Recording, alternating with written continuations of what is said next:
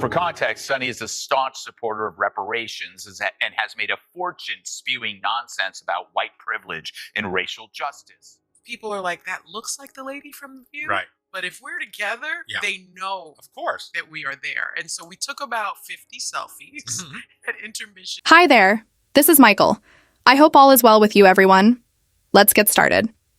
What happens when people who speak the loudest are held accountable in a society where responsibility is expected everywhere? Sunny Hostin, a well-known voice on The View, has made it a point to discuss our past, especially as it relates to race and ancestry. But when her own lineage was investigated, the tale took a significant turn, revealing a stark contradiction that has led many to question her credibility. This situation calls into serious question the standards we hold public servants to. Secondly, and whether they truly follow through on their promises. That she refused to go back. I mean, I invited her several times. Nanny, come. I used to call her Nanny. Nanny, come to Puerto Rico. I'll put you up at the Ritz. It'll be great. No desire. Yeah. Zero. And no desire to talk about her time there really either. Well, all of this loss occurred before the age of 12. Yeah, I can't imagine it, actually. I can't imagine it. You So, really did. And you were like, I heard you coming on the show. And I was like, yeah, I'm joining the show. She was like, did they give you car stipend? I was like, no. Did they give you this? I was like, no. I was like, let me get my deal sheet out. And you basically went over your salary for the entire time you were there. And you also gave me Jenny McCarthy's salary. Recently, Greg Gutfeld delivered a scathing observation that resonated with the audience. His sharp comments cut through the shuffle and exposed what he saw as a glaring contradiction in Sunny's approach to accountability. Both the jokes and the embarrassing truth Gutfeld disclosed caused the crowd to erupt in laughter. For a long time, Sunny has urged people to think about their heritage, but when she was faced with her own history, she brushed it off as a small aside. This was not only a comedic high point, but it also signaled a shift in the ongoing discourse on race, identity, and the responsibilities that come with public discourse.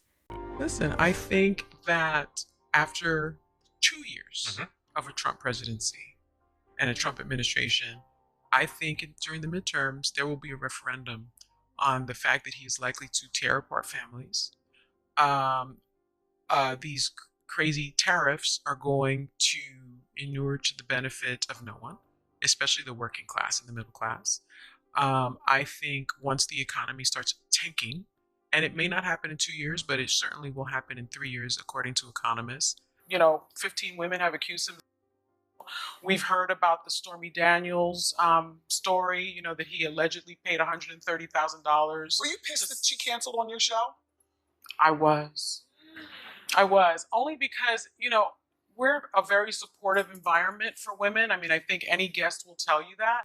Gutfeld's comments were more than just criticism. For viewers, it was a wake-up call to examine the inconsistencies in our discourse on race and history. He emphasized that while it's easy to criticize others, the real challenge is to hold oneself to the same standards.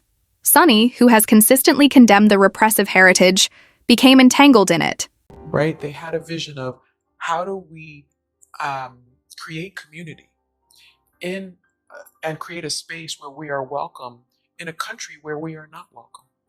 And I think that was the goal, has been the goal, and they have really maintained that. Precisely the system she condemns. She evaded this uncomfortable truth, which led many to question, shouldn't you hold yourself to the same standard as others if you want them to be held accountable? This paradox not only damages her reputation, but also highlights a more significant issue in public debate. How often do we hold ourselves accountable for our own histories? This case is a great example of how identity politics may backfire. Critiquing others is easy, but the real test, according to Gutfeld, comes when one holds oneself to the same standards. Sunny was enmeshed in the very system she critiques, while having long condemned the legacy of oppression. She evaded this uncomfortable truth, which led many to question, shouldn't you hold yourself to the same standard as others if you want them to be held accountable? all of those trials and tribulations. And so I try to find that balance because we live these robust lives. Women are really complicated. And I think I found that balance and I struck that balance. And I just wanted to make sure that I showed how, what complexities and complex creatures we are as women. You can't write a book about women now because if you don't write about our complexities. He taught me, all the mathematical tables, and by the time I got into third grade, the teacher said, she's just passed all the standardized tests up to 12th grade. We've got to move her out. So I moved. They found a place for me in Manhattan. The irony is clear here. Sunny has spent years advocating for a reckoning with the past, pushing the idea that we must acknowledge and atone for historical injustices. But when the subject of her own heritage was raised, the tone shifted. Her dismissal of it as just another historical footnote led many to believe that her reaction was dishonest.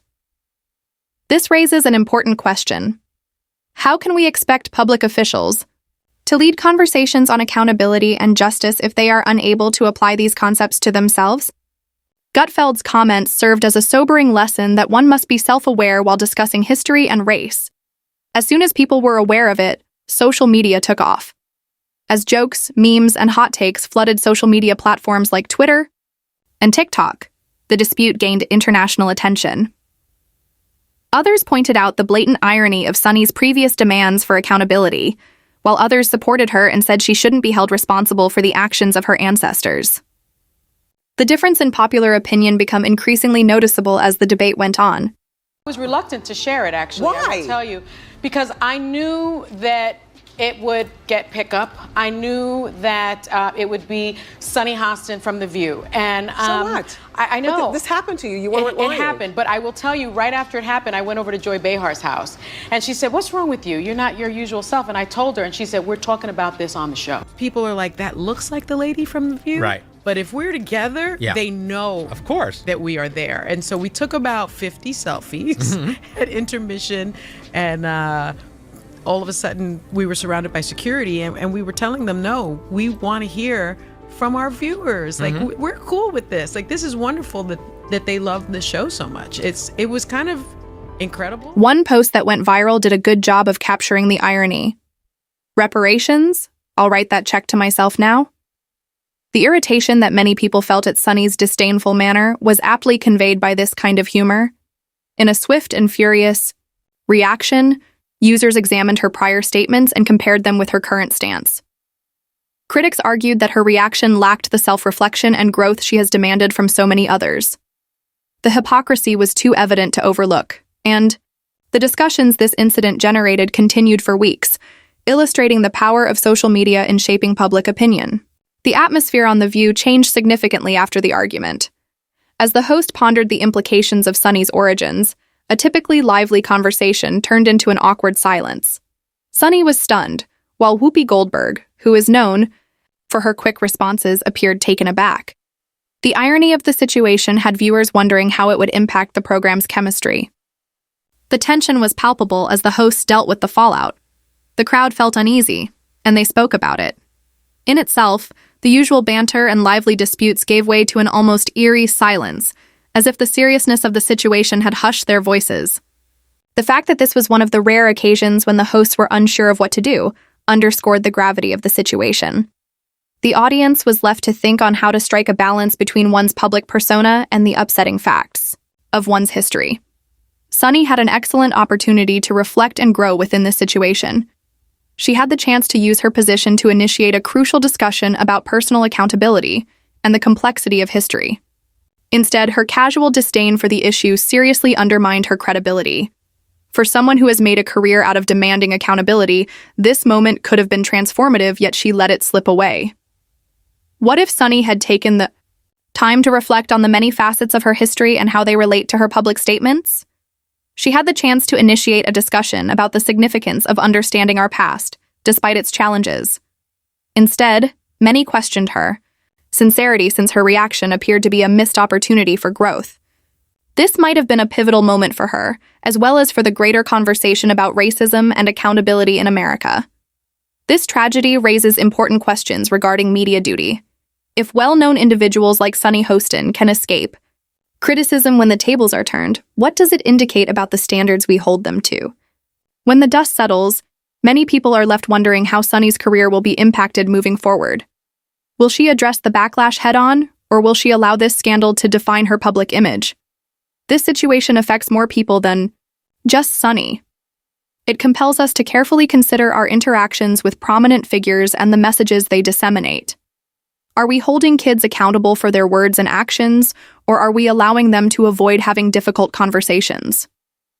This episode serves as a reminder that public officials need to act as they say they will, and that accountability has to be shared. In a culture where accountability is essential, Sunny Hostin's situation serves as a warning. It acts as a reminder that everyone, including those who force social standards on others, must be treated fairly under them.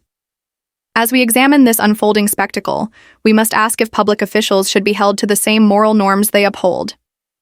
However, the conversation around this event is far from ended, and it will be interesting to see how Sunny responds to the fallout. If you like this video, please like, comment, and subscribe for more. Furthermore, if you are not yet ready to subscribe, a thumbs up would be very appreciated. Furthermore, if you are not yet ready to subscribe, a thumbs up would be very appreciated. Thank you for watching, and I hope to see you soon.